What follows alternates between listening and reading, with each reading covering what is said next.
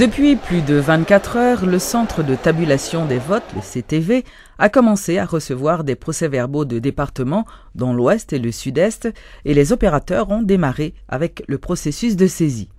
Le responsable du CTV, Widmark Matador, s'est dit confiant quant à la possibilité de respecter les délais prévus pour commencer à communiquer les premiers résultats.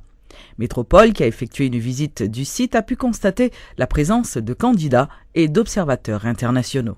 48 heures après les élections, Métropole est au centre de tabulation des votes, le CTV, où sont rivés les regards actuellement, les partis politiques, les candidats, les observateurs et nous journalistes, on est intéressés à ce qui se passe au niveau du centre de tabulation. Vous le savez, c'est là où l'on comptabilise les procès-verbaux. Depuis dimanche soir, le CTV commence à recevoir des procès-verbaux. Lundi matin, ils ont officiellement démarré avec les opérations de comptage. Aujourd'hui, on va balader notre caméra pour essayer de comprendre qu'est-ce qui se passe, combien de bulletins sont déjà arrivés, combien de départements sont déjà représentés, ou du moins sont déjà envoyés leurs bulletins au CTV. Tout ça, c'est en image. Et évidemment, on aura aussi une interview avec le responsable, M. Widmark Matador.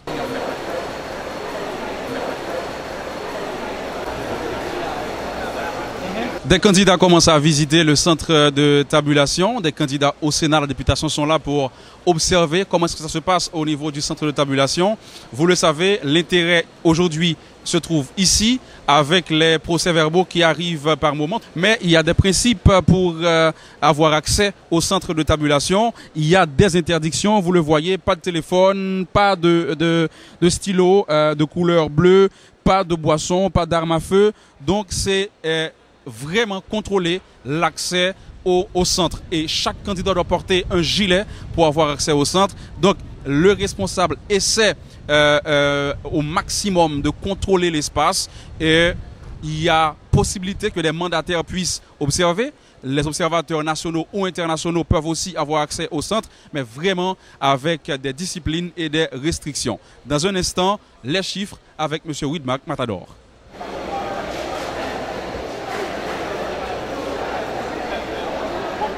Nous sommes censés recevoir procès-verbal qui sont dans NIP, Ouest, Sud-Est pour le moment. Et pour l'Ouest, nous avons 3188 que nous recevons. Pour NIP, nous avons 448, sur un total de 465 qui doivent rentrer. Reste là, nous avons. Pour l'Ouest, nous avons 2430 sur 5509 qui doivent venir joindre nous. Pour Sud-Est, nous avons 310 sur 767. Ça c'est pour sénateur. Pour député, nous avons déjà 3150. Et pour l'ENIP, nous avons 443 sur 465, Ouest 2389 sur 5509, Sud-Est 318 sur 767. Voilà pour le résumé de cette visite au niveau du centre de tabulation des votes. Depuis Sonapi, du CTV, Luc Nergaro et Leslie Diolassin pour Métropole. Organisé. Le colonel Himmler Rebu prévoit une situation de violence généralisée à travers le pays lorsque les résultats du premier tour des législatives seront rendus publics. Il doute de la capacité de la police nationale à contenir une telle violence dans tout le pays. Par ailleurs, M. Rebu estime que les membres du CEP devront faire preuve de force morale devant le défi auquel ils seront confrontés. C'est un jour et 9 août là. Et joue pas résultat. On y a toute équipe de vestiaire, il faut chauffer. Ça là, c'est blague. C'est jour pas résultat qu'on y a pour entendre des paroles. Parce que c'est puis a lui-même. Ligue pour souffrir toutes les tentations du Seigneur. C'est pas et bah un jouet non, on connaît plus dit bah avant. Oui. C'est pour souffrir toutes les tentations de Jésus-Christ. Les papiers au vin devant passer. Grand pile nèg crasé. Nèg crasé centre de vote. Pas crasé de manière innocente non. Les crasé centre de vote. Et parce que dans centre de vote ça pas mené. Les crasé pour adversaire la cap pas voir. Bon on y a la totalité. Alors pas ta doit dire ça m'bral dit là. Parce que ça m'bral dit là, il grave. La totalité vote pour sortir en faveur d'une série de candidats. On y a conseil de l'autre qui peut relayer à la manipulation, qui peut relayer à toute qualité de parole. Laisse ça, vous connaissez, pas qu'on est dans la compétition, remet pour le perdu. Les perdants pour le calcitran.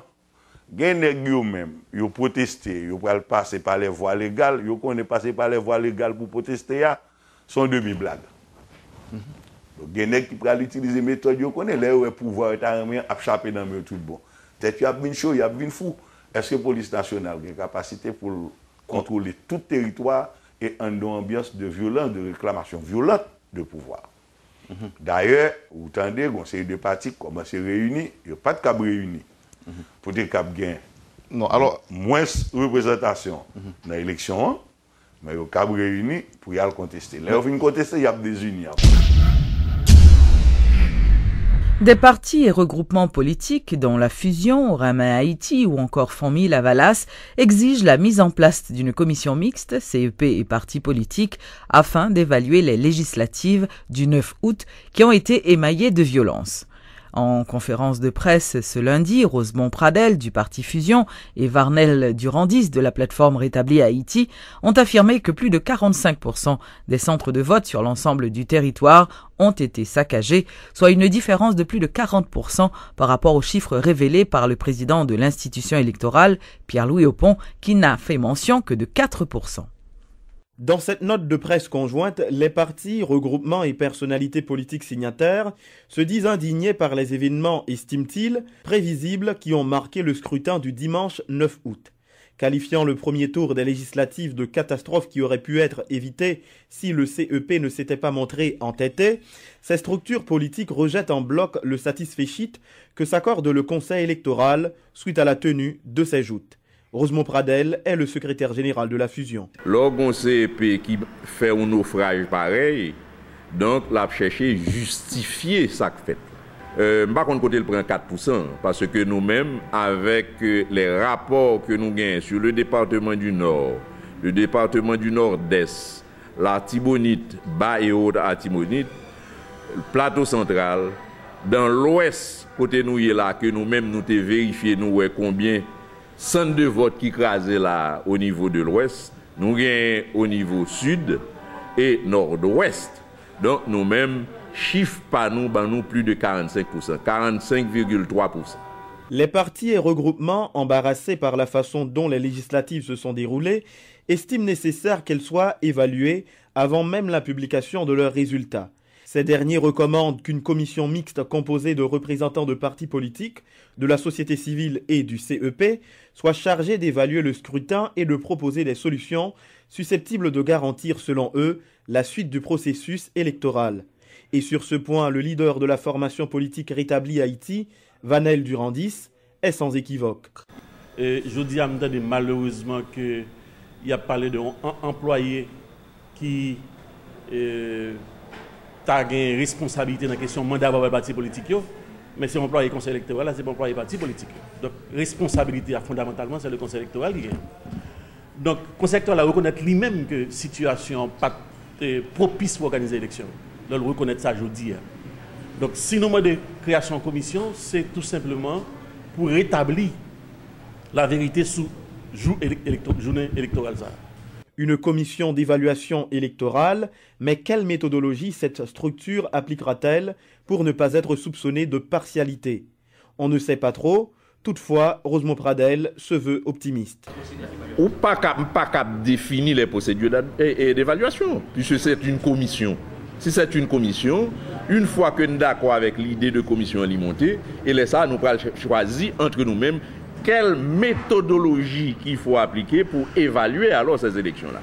Eu égard à ces propos du dirigeant du responsable de la Fusion, il est impératif que le CEP souscrive à la démarche des partis, regroupements et personnalités politiques relative à la mise en place de cette commission pour évaluer les législatives qui se sont tenues dimanche dernier. Car la Fusion des sociodémocrates n'entend pas s'en accommoder, a d'ailleurs affirmé Rosemont Pradel.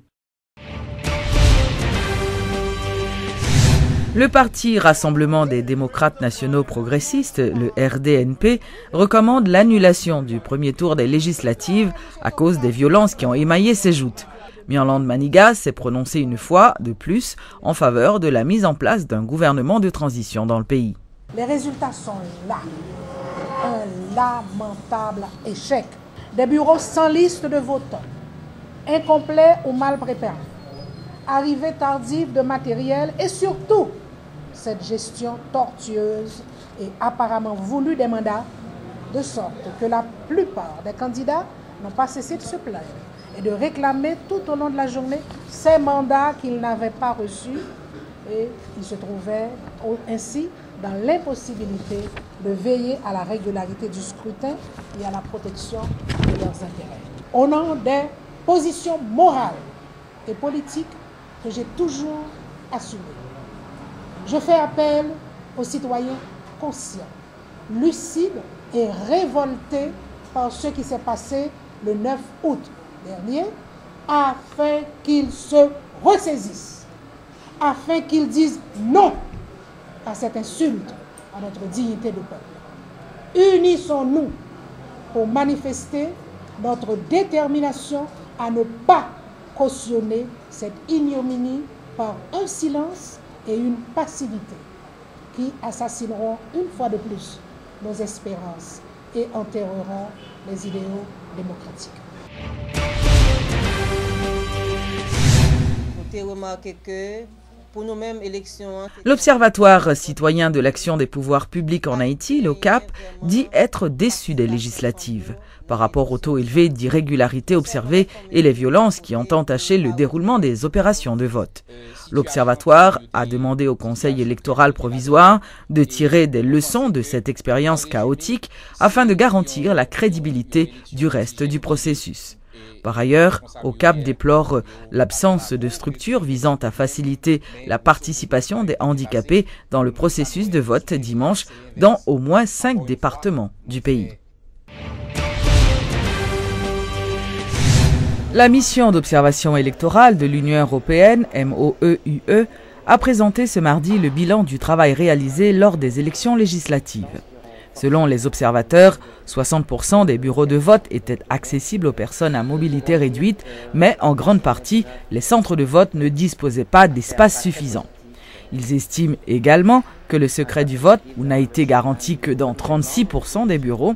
Malgré ces irrégularités observées, la mission d'observation électorale de l'Union européenne estime que le scrutin est valide et ne doit pas être annulé en dépit de ces problèmes.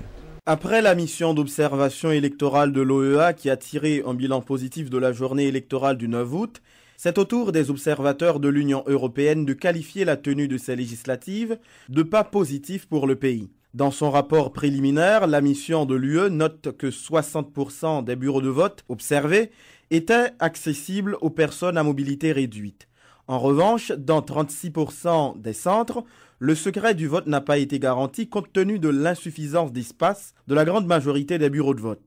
Poursuivant son observation, la mission de l'Union européenne a repéré à la clôture des bureaux de vote des problèmes liés à la synthèse des résultats et la rédaction des procès-verbaux, tandis que dans 82% des bureaux, le dépouillement s'est effectué en toute transparence. Se gardant de parler de réussite aussitôt, la chef de la mission d'observation électorale de l'UE, Elena Valenciano, croit qu'Haïti a franchi une étape importante vers le renouvellement du personnel politique et la consolidation de la démocratie. Malgré les difficultés, notre valoration est une valoration positive de la journée du 9. Il n'y a pas encore la proclamation des résultats et ce sera fini quand il y aura une proclamation des résultats. Mais je crois qu'avec toutes les difficultés qui étaient présentes, le pays a réussi à faire des législatives qui étaient un premier pas indispensable pour pouvoir continuer dans ce chemin. Les irrégularités, les retards d'ouverture de bureaux de vote n'ont pas été sans incidence sur la journée électorale du 9 août qui, tout de même, demeure valide selon l'OEA. Les observateurs de l'UE ne disent pas le contraire.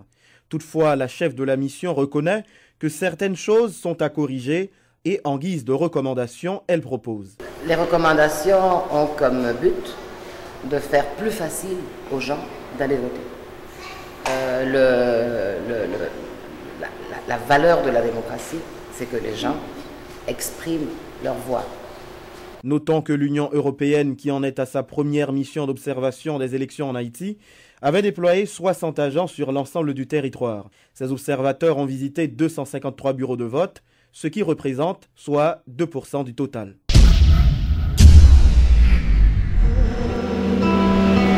Les funérailles officielles de M. Henri Bazin, ancien ministre de l'économie et des finances, ont eu lieu ce mardi 11 août à l'église Saint-Pierre de Pétionville, en présence du Premier ministre Evans Paul et de hauts dignitaires du gouvernement.